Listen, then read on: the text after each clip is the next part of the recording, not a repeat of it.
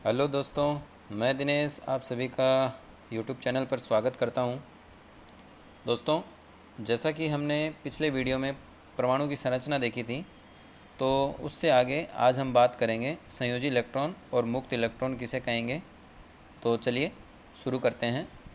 तो सबसे पहले मैं वही बात करना चाहूँगा जो हमने पिछले वीडियो में भी बताई थी कि प्रोटॉन और न्यूट्रॉन जो होते हैं वो नाभिक में होते हैं परमाणु के, और बाहरी जो कक्षा होती है उनमें क्या होते हैं, इलेक्ट्रॉन चक्कर लगाते हैं। इलेक्ट्रॉन पर ऋण आवेश होता है और प्रोटॉन पर धन आवेश होता है, और न्यूट्रॉन जो होता है उस पर कोई आवेश नहीं होता। यहाँ तक ठीक है। अब क्या है कि नाभिक का जो अट्रैक्शन है, आकर्षण जो है, वो जो पास वाले इलेक्ट्रॉन जो होते हैं उन पर क्या होगा, ज़्यादा होगा, और जो दूर होंगे उन पर कम होगा।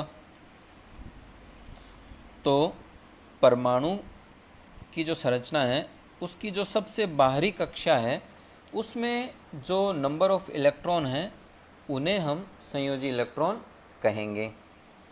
अब संयोजी इलेक्ट्रॉन वो इलेक्ट्रॉन होते हैं जो किसी दूसरे परमाणु के साथ संयोजी बंध बनाते हैं, उन्हें हम संयोजी इलेक्ट्रॉन कहते हैं। और यही क्या है, संयोजी बंध बनाने के काम आते हैं। ठीक है। और मुक्त इलेक्ट्रॉन वो इलेक्ट्रॉन होते हैं जिन पर नाभिक का कोई आकर्षण जो है, आकर्षण बल जो है, नाभिक का कोई भी आकर्षण बल काम नहीं करता, उन्हें हम मुक्त इलेक्ट्रॉन कहते हैं, जो क्या है, स्पेस में फ्री रहते हैं। इसको आप ये भी कह सकते हो कि पृथ्वी जो होती है उस पर अलग अलग लेयर होती है। ठीक है। और जिस तरह से आप पृथ्वी से जैसे जैसे दूर जाओगे तो क्या होगा, गुरुत्वाकर्षण बल जो है, आकर्षण जो है, वो क्या हो जाए, कम होता जाता है, और अंतरिक्ष में जाने के बाद आकर्षण बल ख़त्म हो जाता है। तो सेम मुक्त इलेक्ट्रॉन वो इलेक्ट्रॉन होते हैं जो अंतरिक्ष में होते हैं, और संयोजी इलेक्ट्रॉन वो होते हैं जो क्या है, पृथ्वी के साथ, नाभिक के साथ जो आकर्षित रहते हैं और सबसे बाहरी कक्षा में होते हैं। ठीक है। चलिए अब आगे बात कर लेते हैं हम, आयन किसे कहते हैं। आयन को समझने के लिए मैं एक उदाहरण लेता हूँ। सोडियम, रुकिए मैं पहले कलर चेंज कर लेता हूँ। एक आपके पास सोडियम का एटम है, ठीक है, एटम बोल दो या परमाणु बोल दो, तो इसका परमाणु क्रमांक कितना होता है, 11 होता है। ठीक है। अब जैसा हमने पिछले वीडियो में देखा था कि नाभिक होता है, नाभिक की पहली कक्षा में 2 इलेक्ट्रॉन होते हैं, दूसरी कक्षा में 8 इलेक्ट्रॉन होते हैं। तो 2, 8, 10 हो गए, फिर एक बच गया क्योंकि 11 है सोडियम का परमाणु क्रमांक, तो लास्ट एक बच गया। अब ये एक इलेक्ट्रॉन जो है वो बाहरी कक्षा में है। ठीक है। अब ये चीज़ आप हमेशा ध्यान में रखना कि कोई भी परमाणु होता है तो उसके अंदर इलेक्ट्रॉन का त्याग करना और ग्रहण करना, जो अधिकतम जो क्षमता होती है वो क्या है, मैक्सिमम 3 इलेक्ट्रॉन वो या तो त्याग कर सकता है और 3 इलेक्ट्रॉन का ग्रहण कर सकता है, 3 से ज़्यादा नहीं कर सकता। ठीक है। तो अब ये जो एक इलेक्ट्रॉन है, मुक्त इलेक्ट्रॉन, बाहरी संयोजी इलेक्ट्रॉन, ये क्या करेगा, जैसे त्याग करेगा, क्योंकि बाहरी कक्षा के अंदर आपको 8 इलेक्ट्रॉन बनाने के लिए 7 इलेक्ट्रॉन का क्या है, या तो आप 7 इलेक्ट्रॉन ग्रहण करो या फिर ये एक इलेक्ट्रॉन जो है इसका त्याग कर दो। तो क्या करोगे आप, एक इलेक्ट्रॉन का त्याग करोगे, क्योंकि 7 को तो ग्रहण करना पॉसिबल नहीं है, उसके लिए क्या है, बहुत ज़्यादा आकर्षण बल काम करेगा। और एक इलेक्ट्रॉन का त्याग करना, वो क्या है, कोई दूसरा एटम जो है इसको ग्रहण कर लेगा। तो अब देखिए, ग्रहण करने से पहले ये जो सोडियम एटम है इसके अंदर प्रोटॉन और इलेक्ट्रॉन कितने हैं, प्रोटॉन पर धन आवेश होता है, जो परमाणु क्रमांक होता है वही है, इलेक्ट्रॉन पर कितना है 11 है, तो इस पर क्या है आवेश आयन 0 आवेश है। अब क्या है, जब ये एक इलेक्ट्रॉन त्याग कर देगा तो प्रोटॉन का तो नंबर वही रहेगा, इलेक्ट्रॉन का नंबर क्या हो जाएगा, एक कम हो जाएगा, तो +1 आ गया। अब ये +1 जो है ये आप सोडियम पर +1 लिखकर ये जो है आपका आयन बन जाएगा। अब ये क्या कहलाएगा, सोडियम आयन कहलाएगा। ठीक है, प्लस कब आएगा, जब ये इलेक्ट्रॉन का त्याग करेगा, और माइनस कब आएगा, जब इलेक्ट्रॉन ग्रहण करेगा।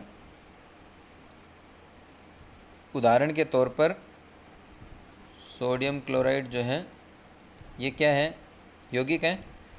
अब इसको यदि आप सोडियम को और क्लोरीन को अलग अलग देखो तो ये धन आवेश है, ये ऋण आवेश है। क्यों है, क्योंकि इसने एक इलेक्ट्रॉन का त्याग किया है, इसने क्या किया है, एक इलेक्ट्रॉन ग्रहण किया है, इसलिए इस पर ऋण आवेश आ गया, और इलेक्ट्रॉन का त्याग किया है इसलिए इस पर धन आवेश आ गया।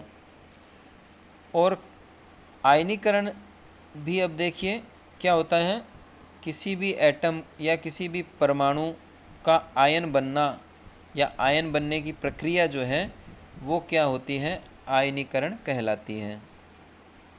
ठीक है, चलिए अब आगे चलते हैं। आगे हम बात करते हैं प्रतिरोध की। तो प्रतिरोध किसे कहते हैं, इसको हम रेजिस्टेंस भी बोलते हैं।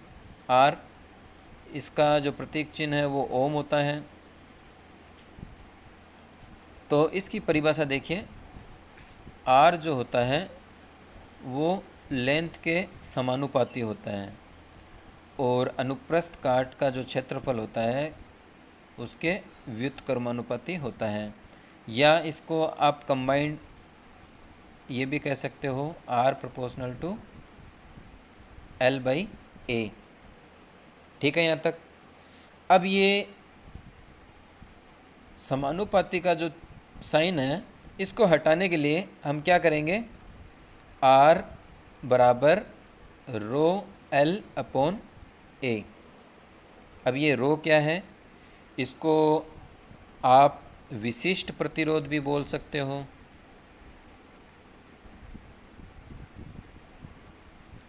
विशिष्ट प्रतिरोध भी बोल सकते हो, या स्पेसिफिक रेजिस्टेंस, इसको दूसरे शब्दों में कहो तो रेजिस्टिविटी भी बोल सकते हो, रेजिस्टिविटी भी बोल सकते हो, प्रतिरोधकता भी बोल सकते हो। अब इसकी परिभाषा कैसे लिखोगे,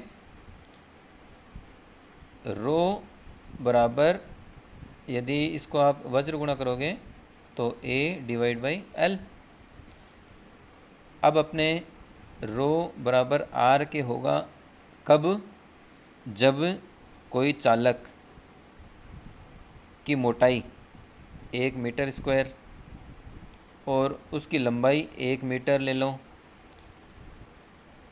तो क्या है कि उसका प्रतिरोध उसके विशिष्ट प्रतिरोध के बराबर, या उसका विशिष्ट प्रतिरोध उसके प्रतिरोध के बराबर होगा।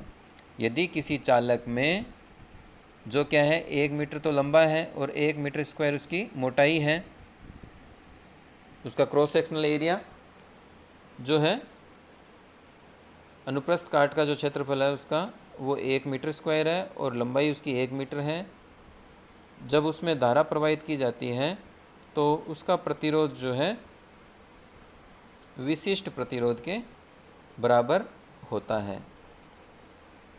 ठीक है, अब ये विशिष्ट प्रतिरोध जो होता है ये किस पर निर्भर करता है, ये चालक का जो मटेरियल है, मतलब वो किसका बना हुआ है उस पर निर्भर करता है, ना कि लंबाई और अनुप्रस्थ काट के क्षेत्रफल पर। तो इन पर ये निर्भर नहीं करता, ये करता है सिर्फ मटेरियल जो उसका प्रकृति है किसका बना हुआ है और टेम्परेचर पर।